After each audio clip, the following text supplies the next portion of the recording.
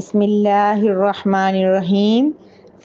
پس نادت پکارا ہو اس سے الملائکۃ فرشتوں نے، واو اور ہوا وہ زکریا علیہ السلام قائم کھڑے تھے، یصلی نماز پڑھ رہے تھے، فی المحراب محراب میں، ان اللہ بے شک اللہ تعالیٰ یبشر خوشخبری دیتا ہے کا آپ کو بیحییٰ یحییٰ علیہ السلام کی، مصدقاً جو تصدیق کرنے والا ہوگا، بکلمتن ایک کلمے کی، من اللہ جو اللہ کی طرف سے ہے، وسیداً اور وہ سردار ہوگا، وحصورا اور وہ پاک دامن ہوگا، ونبیًا اور وہ نبی ہوگا، من الصالحین نیکوکاروں میں سے۔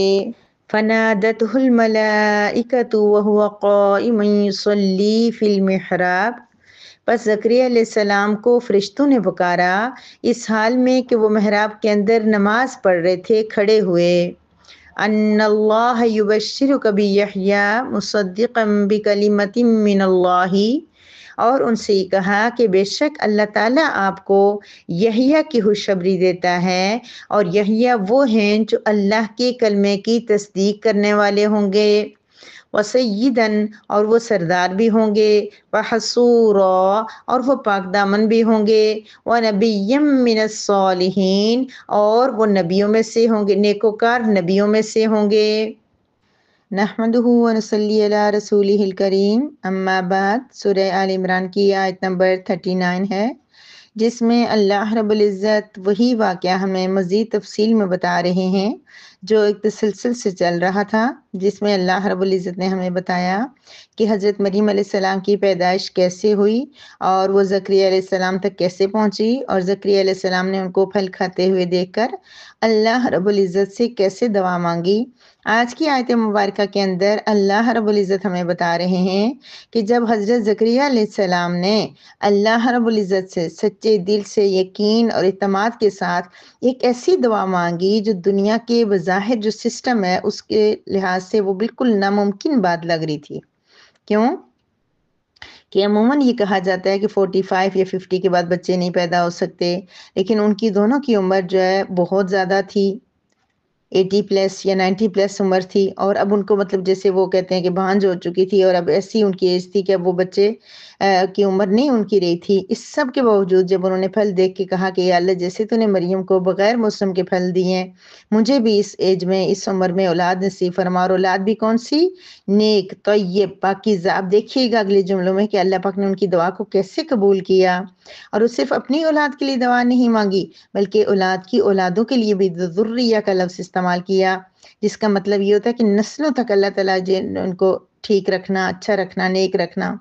اب اس آیت مبارکہ میں یہ بتایا جا رہا ہے کہ اچانک ایسا ہوا ایک دن کہ جب وہ اپنی محراب میں نماز پڑھ رہے تھے اور قیام کی حالت میں تھے، پتہ چلا کہ اللہ رب العزت کو قیام بہت پسند ہے۔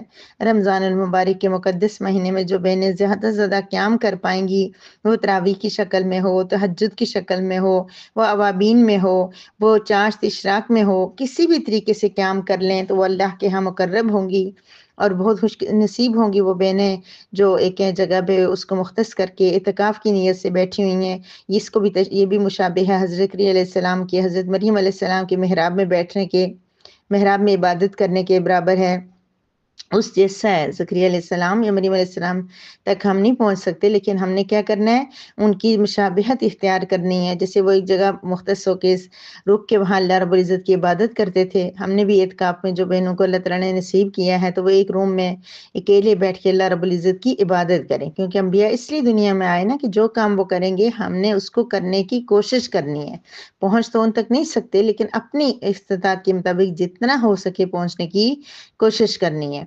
تو وہ قیام وہاں پر زیادہ زیادہ کیا جائے، تو وہ قیام کر رہے تھے، محراب میں نماز پڑھ رہے تھے۔ تو اچانک کیا ہوا، کیونکہ وہ دروازہ بند کر کے اپنی عبادت کرتے تھے، اور بعد میں جو ہے وہ جب نماز کا وقت وارا ہوتا ہوگا تو وہ باقی لوگ آتے ہوں گے، لوگ ان کا انتظار کر رہے تھے۔ اچانک فنادت الملائکۃ، انہیں فرشتوں نے پکارا، یعنی کہ کچھ فرشتے ان کے پاس آئے، اور کیا پکارا؟ یہ نہیں کہا کہ ہم کچھ کر لیا ہم نے، نہیں، اللہ بے شک اللہ آپ کو خوشخبری دیتا ہے، کس کی؟ یحییٰ کی، یعنی کہ آپ کو بیٹے کی اللہ رب العزت بشارت سنا رہے ہیں۔ اور وہ بیٹا ایسا ہے کہ اس کا نام بھی اللہ رب العزت نے تجوید کر دیا ہے، اور وہ نام کیا؟ یحییٰ۔ یحییٰ ہے بھی حیا سے، شرم و حیا سے۔ یحییٰ ہوگا پاکیزہ، مصدقا بکلمۃ من اللہ، وہ اللہ کے کلمے کی تصدیق کرنے والا ہوگا۔ تمام تفاسیر میں یہ لکھا ہوا ہے کہ کلمے کی تصدیق سے مراد یہ ہے کہ وہ عیسیٰ علیہ السلام کی تصدیق کرنے والا ہوگا۔ عیسیٰ علیہ السلام کو چونکہ قرآن کریم میں اللہ رب العزت نے اپنا کلمہ کہا، کیوں کلمہ کہا؟ اس لیے کہ عیسیٰ علیہ السلام جیسے عام دستور کے مطابق بیوی خامد ہوتے ہیں، شادی ہوتی ہے، مرد اور عورت کا ملاپ ہوتا ہے، اس سے بچے کی پیدائش ہوتی ہے، جبکہ عیسیٰ علیہ السلام کا معاملہ ایسا نہیں تھا۔ ان کو اللہ رب العزت نے کن کا کلمہ فرمایا، اور اللہ رب العزت نے مریم علیہ السلام کو پریگنٹ کر دیا، اور ان کو اللہ تعالیٰ نے ایک بچے کی نعمت سے نواز دیا۔ تو وہ ایک کلمہ تھے، ان کو قرآن کریم میں اللہ کا کلمہ کہا گیا ہے۔ تو چونکہ یہاں کہا گیا ہے کہ یحییٰ علیہ السلام نے اس اللہ کے کلمے کی تصدیق کی، تو اس کا مطلب یہ کہ یحییٰ علیہ السلام حضرت عیسیٰ علیہ السلام سے بڑے تھے۔ اس وجہ سے اللہ اس یحییٰ علیہ السلام نے پہلے سے ان کی شہادت دے دی تھی کہ ایک نبی آنے والا ہے جو تمہارے یعنی کہ بہت دین کا کام کرے گا، تبلیغ کرے گا۔ عیسیٰ علیہ السلام کی بشارت سنا دی۔ جب عیسیٰ علیہ السلام آئے تو چونکہ یحییٰ علیہ السلام ان کے بڑے تھے، ان کے ریلیٹیو تھے، اس وجہ سے کیا ہوا، وہ بڑے ان کو انہوں نے سپورٹ کی، ان کے اوپر دست شفقت رکھا ہوگا، ان کو بہت خیال کیا ہوگا، اس لیے اللہ پاک فرما رہے ہیں مصدقا بکلمۃ من اللہ، یعنی لوگوں کو تصدیق کی ہوگی، بتایا ہوگا کہ یہ اللہ کا کلمہ ہے، تم اس پہ کوئی اور الزام نہ لگاؤ مریم پہ، یہ اللہ کا کلمہ ہے، اللہ کی طرف سے آئے ہیں۔ ایک تھوڑی سی چیز جو مجھے یہاں پہ میں رشتوں کے مسئلے میں ویسے بھی بہت گننے کی عادی ہوں، تو وہ یہاں پہ میں نے جتنی تفاسیر پڑھی ہیں ان میں یہ لکھا ہوا ہے کہ حضرت عیسیٰ علیہ السلام اور حضرت یحییٰ علیہ السلام خالہ زاد تھے، جبکہ مجھے یہ لگ رہا ہے کہ وہ ماموں اور بھانجا تھے۔ اس کی وجہ کیا ہے کہ مجھے سمجھ نہیں آ رہی، میری ایک چیز ظاہر سی بات ہے، ہم سب ایک تکرار کی طرح ہماری کلاس کی ایک ترتیب ہے، وہ یہ ہے کہ حضرت عیسیٰ علیہ السلام جو حضرت مریم علیہ السلام کے بیٹے ہیں، حضرت مریم علیہ السلام کے جو زکریا علیہ السلام ہے وہ خالو تھے، اور مریم علیہ السلام کی خالہ یعنی خالہ کے بیٹے تھے یحییٰ علیہ السلام۔ خالہ کا بیٹا کزن ہوتا ہے، اور کزن کیا ہوتا ہے؟ بھائی ہوتا ہے۔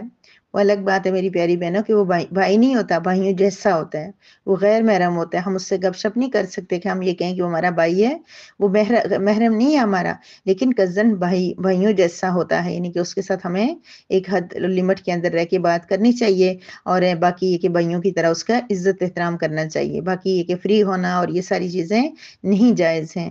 تو وہ کیا تھے؟ ان کے کزن، یعنی مریم علیہ السلام کے کزن تھے یحییٰ علیہ السلام، تو ان کے بھائی ہوئے، اور اب عیسیٰ علیہ السلام مریم علیہ السلام کے بیٹے ہیں، تو مجھے یہ لگ رہا ہے کہ عیسیٰ علیہ السلام کے زکریا علیہ السلام کزن ماموں لگتے ہیں۔ تو جتنی میں نے تفسیر پڑھی ہے ان میں یہ لکھا ہوا ہے کہ حضرت یحییٰ علیہ السلام اور حضرت عیسیٰ علیہ السلام خالہ زاد تھے۔ اب ہو سکتا ہے خالہ زاد کا لفظ جو ہے وہ اس پہ بھی استعمال ہوتا ہے کہ ماموں بھانجا جو اس طرح خالہ کے اس میں آتا ہے اس کو بھی خالہ زاد کہتے ہوں گے، یہی ہو سکتا ہے، ورنہ میں نے بڑی کوشش کی لیکن مجھے اس کا کوئی جواب نہیں ملا۔ تو باقی بہرحال یہ کہ آپ کے ذہن میں جو آتا ہے، اللہ رب العزت بہرحال ہم سے نہیں پوچھیں گے کہ وہ خالہ زاد تھے یا کزن تھے، بہرحال یہ ہے کہ اللہ رب العزت یہ فرما رہے کہ یحییٰ علیہ السلام عیسیٰ علیہ السلام کی تصدیق کریں گے، وسیداً، اور ان کی صفات کیا کیا ہوں گی۔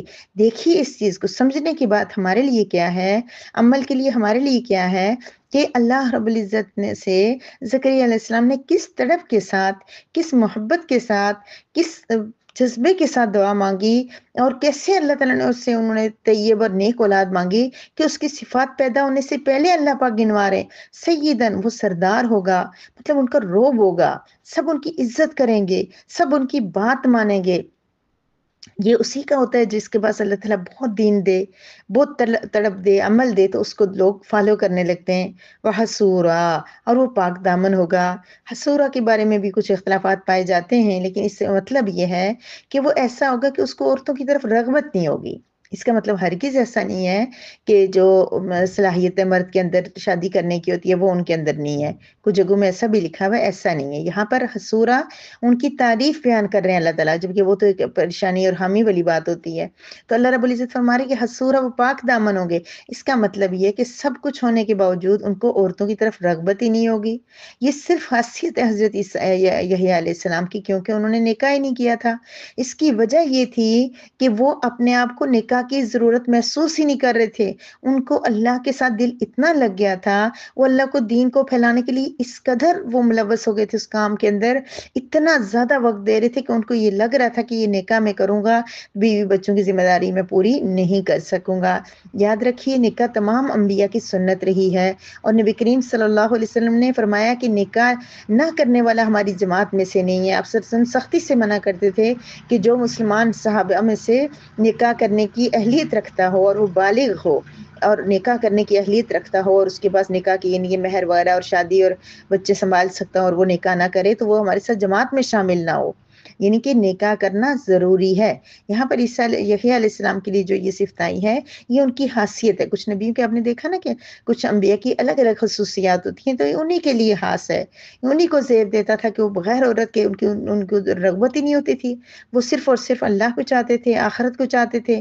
وہ چاہتے تھے بس دنیا میں جتنی زندگیوں، اور یہ وہ لوگ ہوتے ہیں نا جو کہتے ہیں کہ ہماری اس میں گوشت نشینی اختیار کرنا بھی ہماری مذہب میں جائز نہیں ہے، یعنی کہ ساری دنیا، لیکن انہوں نے دنیا چھوڑی نہیں تھی، بس انہوں نے نکاح نہیں کیا تھا. اور اللہ پاک نے ان کے اندر یہ چیز حصورہ پیدائش سے پہلے اللہ بتا رہے ہیں کہ وہ پاک دامن ہوں گے اس طرح کی. اور پھر اس سے ایک مطلب یہ بھی کہ جس طرح عام انسان خوشبوئیں لگانا، کپڑے اچھے اچھے پہننا، اپنے آپ کو بن ٹھن کے رکھنا، یا دنیا کی عیش و آرام کے لیے شادی، بچے، ان کے ساتھ گھومنا پھرنا، یا بیوی کے ساتھ جو ازدواجی سکون وغیرہ حاصل کرنا، ان سب سے وہ پاک تھے. یعنی کہ انہوں نے اپنے آپ کو ٹوٹلی طور پہ اللہ کے ساتھ، اپنے دین کے ساتھ لگا دیا تھا. تو اس کا مطلب یہ بالکل بھی نہیں ہے کہ نکاح ضروری نہیں ہے. نکاح ہر بالغ عاقل بچی کے لیے یا بچے کے لیے اگر کوئی پرابلم نہ ہو، مسئلہ نہ ہو، تو نکاح کرنا کیا ہے؟ سنت ہے، اور ضروری والی سنت ہے. وَنَبِيٌّ مِّنَ الصَّالِحِينَ، اور اس صالحین میں سے نبی ہوں گے. نبی ہوں گے من الصالحین. اب یہ صالحین بھی جو ہے نا وہ ہمارے جیسا نہیں ہے جس طرح ہم صالح لفظ استعمال کر لیتے ہیں کہ جو بندہ تھوڑا سا بھی نیک ہو. یہاں پر نبی من الصالحین، نبیوں میں سے صالحین، یعنی بہت زیادہ نیکوکار ہوں گے، بہت زیادہ. تو میری پیاری بہنوں، یہی عملی زندگی سے تعلق ہے کہ ہماری دعائیں بھی ایسی ہو جائیں. جن کے بچے نہیں ہیں ان کی دعائیں ایسی ہو جائیں کہ رب کریم مجھے ایسی اولاد عطا فرما جو تیرا اس طرح دین کا کام کرے، جیسے اللہ نے ان کی پیدائش سے پہلے بتانا شروع کر دیا کہ وہ ایسی ایسی صفات والے ہوں گے. یعنی یحییٰ نہ صرف آپ کی یہ دعا قبول ہوئی ہے کہ آپ کو اللہ بیٹا عطا فرما رہے، بلکہ آپ کی دوسری دعا بھی قبول ہو گئی ہے کہ آپ کا بیٹا بہت نیک ہوگا. تو میری پیاری بہنوں، ہم لوگوں نے بھی اپنی دو اولادیں ہو چکی ہیں تو اس پیاری اولاد کے لیے دعائیں کرنی ہیں، رب کریم سے دن رات دعا مانگنی ہے کہ اللہ رب العزت ہمارے بچوں کو نیک بنائے، صالح بنائے، اپنے دین کے لیے چن لے، اپنے دین کا کام کروا لے. ضروری نہیں ہے کہ جو بچہ بچی مدرسے میں پڑھ رہا ہے وہی دین کا کام کر سکتا ہے. دین کا کام کوئی بھی بچہ کر سکتا ہے جس کے اندر اللہ رب العزت کی محبت آ جائے، آخرت کی فکر آ جائے، جنت کی تمنا آ جائے، بڑے چھوٹے کا ادب احترام آ جائے، چھوٹوں سے پیار اور بڑوں سے کا ادب آ جائے، والدین کی اطاعت آ جائے، حسن سلوک آ جائے، جو بھی ہے ایسا، تو وہ پھر وہ بھی بہت نیک بن سکتا ہے. تو اپنی اولادوں کے لیے رب کریم سے مانگتے ہیں کہ اللہ پاک ہماری اولادوں کو جو ہو چکے ہیں ان کو صالح بنا، اور جن کے جو اولادیں آنے والی ہیں ان کو نیک اور سعادت مند بنا ان کے لیے، کیونکہ یہ اولادیں اگر ٹھیک ہو گئی تو یہ بہترین صدقہ جاریہ ہیں. وآخر دعوانا ان الحمد للہ رب العالمین.